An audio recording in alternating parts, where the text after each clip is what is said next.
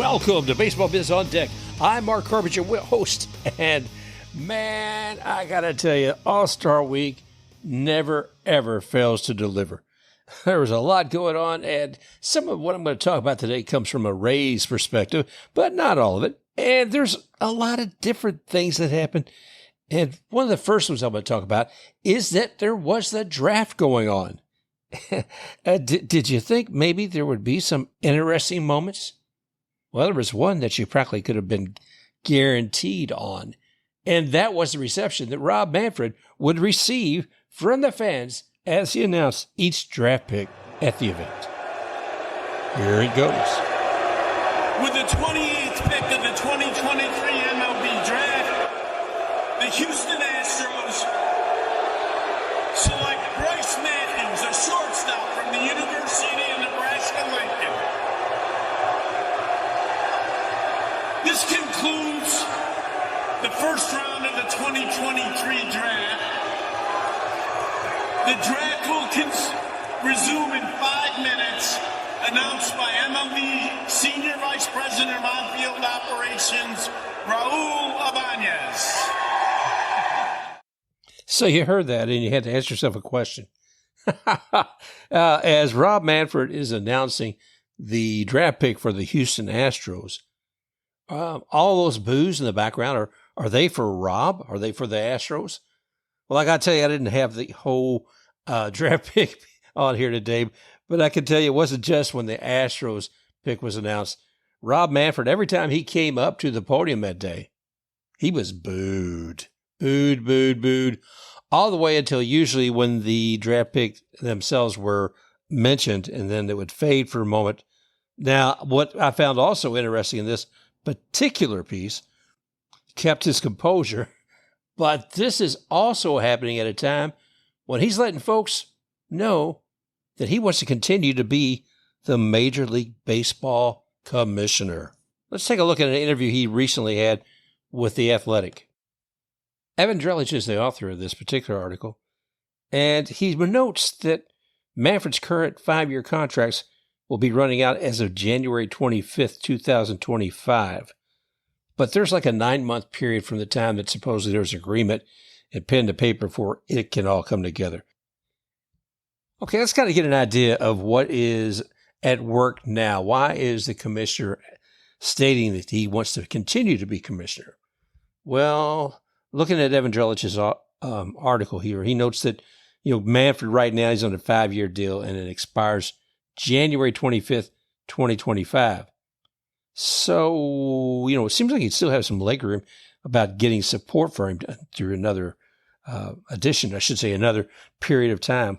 But if we take a look at it, what Mr. Drellich continues to say, for a commissioner seeking re-election, the sports constitution calls for a period where a majority vote is enough to cement another term. That window starts 18 months before a commissioner's current contract expires and runs until 9 months remain on the deal. So you can see why this is a bit timely for Rob Manfred. And continuing the article, Evan Drellich says starting in 2 weeks, then Manfred will be in the window where he could be brought back by a majority vote. When he's talking, a couple of things. Manfred says, I have what I regard to be the best job in the world. My current thinking is I'd like it to continue to do it. Okay, end quote there. Later he says, in terms of process, I think the Constitution's pretty clear as to timing. That 18-month window's a big deal.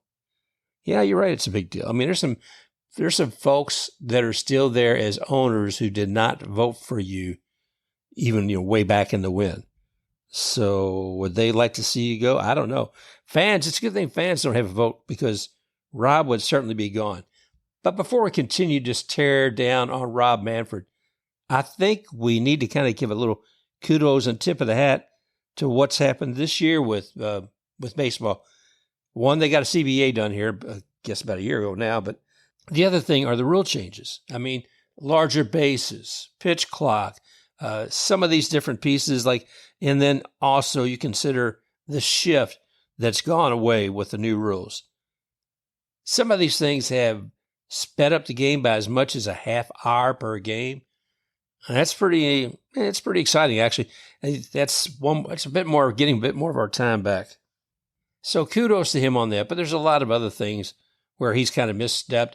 Certainly calling the World Series award a piece of metal was not one of his best moments. And he did retract that.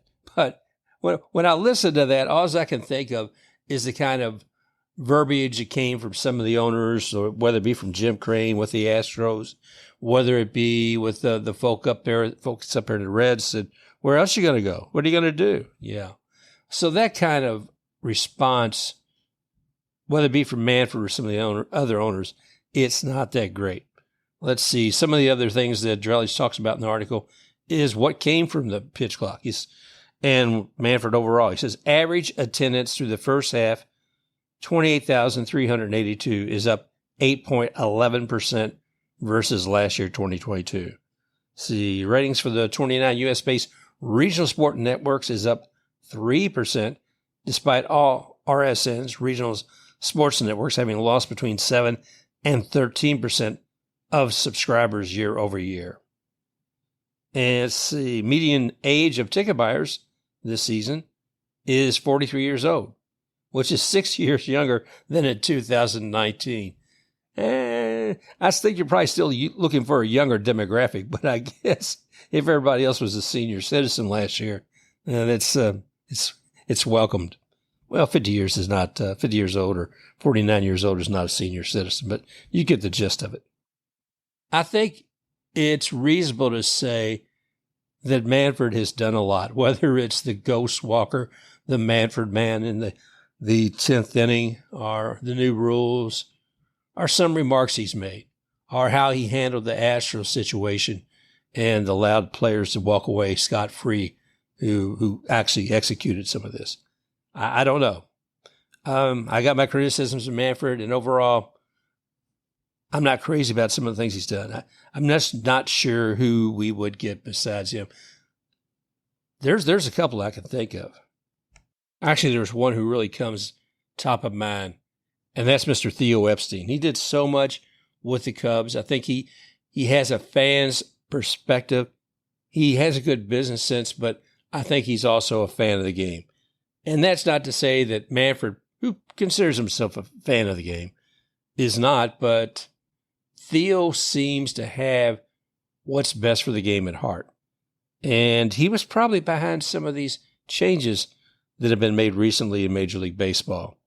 So we'll just keep our ears open and see what comes from that. Now, another thing about the AllStar Game itself was the introduction of the reserve players. Somebody got a miscue on this one. Joe Davis is announcing each team and the players that they have that will be attending as reserve players during the game. In this group, as he went down the American League, it was not surprising to hear, as the Astros were mentioned, that the crowd really hit it hard with the boos. From the Houston Astros, Kyle Tucker, Yordan Alvarez, and Framber Valdez.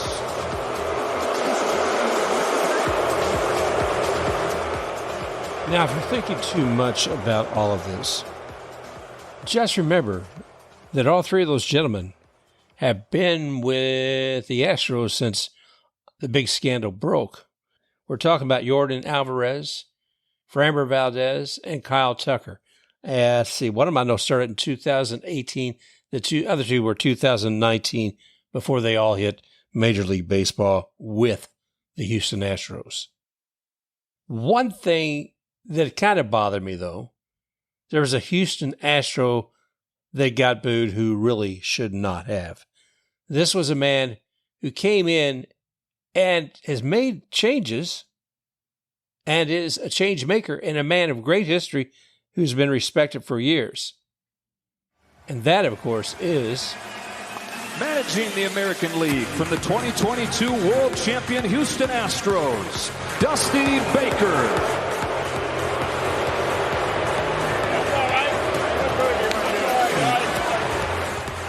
Yeah, that's all right. That's all right, Dusty. You know, man, I think folks need to learn to forgive. And certainly a man who wasn't even with the organization when all this garbage was going on, bang, bang. And I think that people need to kind of let some of that go. You know, if you want to look at Altuve and Carlos Correa and any of the other guys we just previously mentioned that may be part of the cheating scandal, that's fine. Go ahead and chew on it. But I don't see giving any kind of negativity, especially to somebody like Dusty. A little forgiveness is probably a good thing. And I had to do a little forgiveness, too, on all these announcements because when I heard Joe Davis announcing all of the players, he missed a couple. All that background noise you hear, all that crowd. Immediately after Joe had announced the Seattle players. And, you know, they needed a great deal of respect and attention, especially since the whole game is being held in their park. So MLB on Fox and Joe Davis have this all set up, I guess, with Major League Baseball announcing each one of the players as they come back out from the reserve group by their team. And they're doing it alphabetically.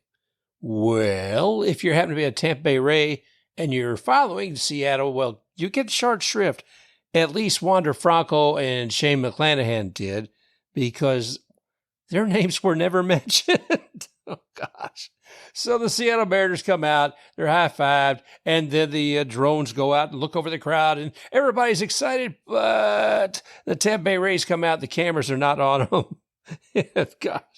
And to add insult to injury, I don't know if this is accurate to call it insult, the Tampa Bay logo was still up there from where the players came out, but Shane and Wander have since left, and out comes Nate Eovaldi for the Boston Red Sox. Oh, come on. I love Nate.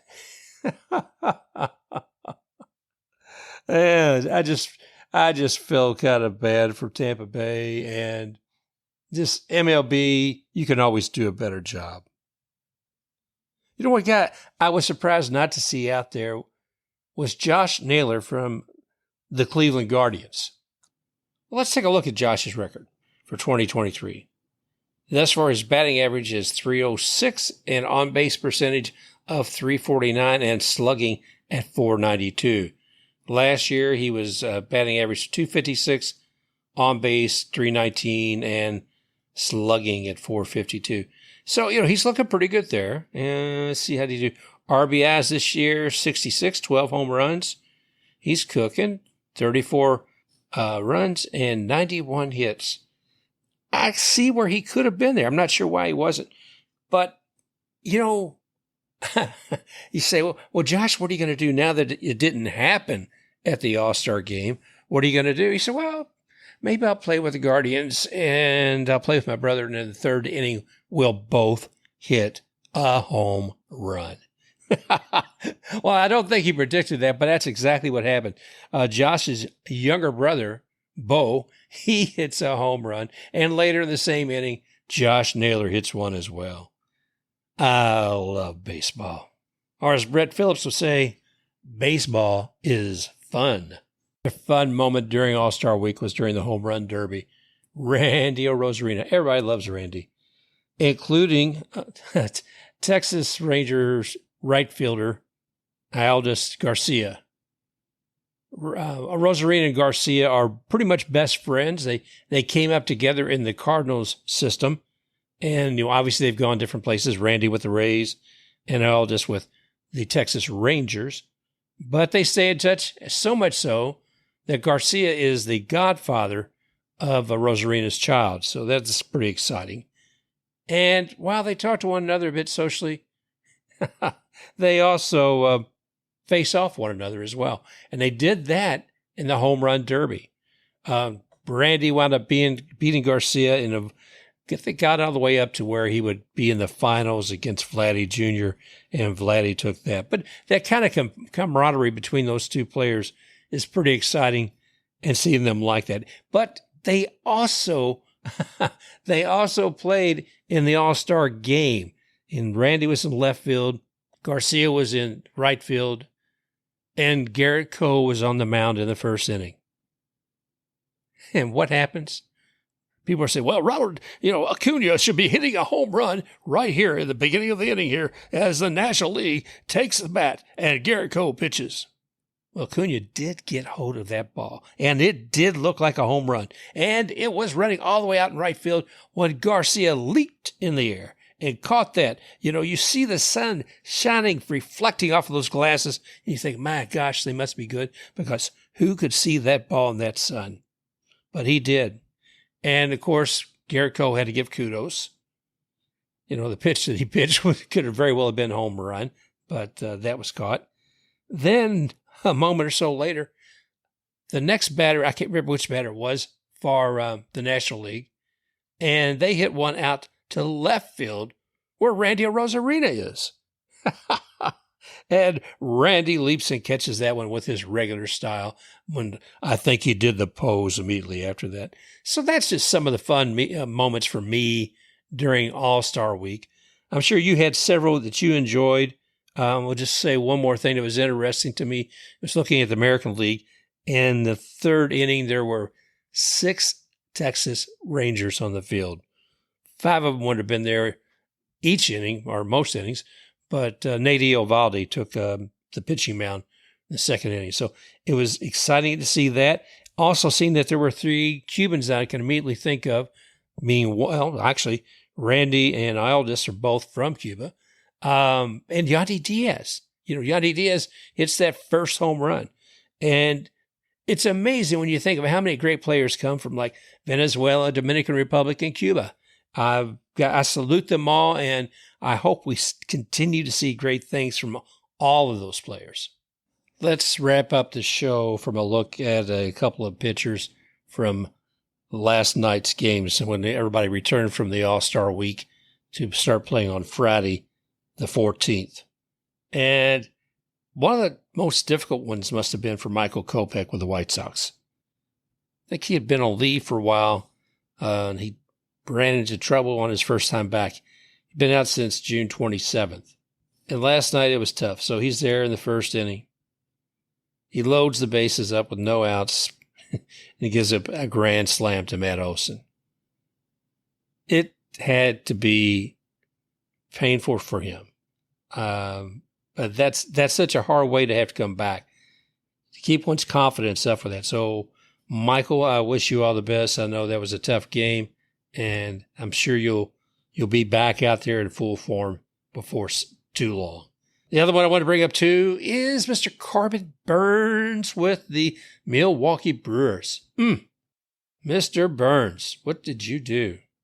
It was a hot time in the old town tonight in Cincinnati. Corbin Burns was pitching. So in Cincinnati, both teams met there in sweltering heat. And let's see, Corbin with the Milwaukee Brewers, he pitched for 6 innings, gave up 2 hits, no earned runs, 2 walks. Oh, and then there's this statistic. In 6 innings, he pitched 13 strikeouts. Wow. Let's see. And then the other pitchers over the next following innings, they put on another 5. So in this game with the Brewers against the Reds, there was a total of, you guessed it, 18 strikeouts. But do you know how much the Brewers won that game against the Cincinnati Reds? No surprise there, with a not a lamb-blasting hardcore beating. It was a score of 1-0. So the Reds, their pitching did what they could to maintain it. And by comparison, the Reds, holding the Milwaukee Brewers only to 1 run, they had a total of 6 strikeouts. Yeah, that might be a normal number for some. But when you think about that, and they were going up against the Brewers, and what did I say? How many was that again? Yeah, 18 strikeouts. Huge. Wow. What a way to start the day. First day coming back from the All-Star Week. Well, that's all I got to say on this brief Baseball Biz on Deck. Hope you enjoyed it, and we'll get back with you again real soon. I'm Mark Harbinger, host on Baseball Biz on Deck. And remember, you can find us on Google Podcasts, Apple Podcasts, any baseball directory out there, and of course on www.baseballbizondeck.com. So thanks again for listening, and we look forward to talking with you again real soon. Special thanks to XTakeRUX for the music rocking forward.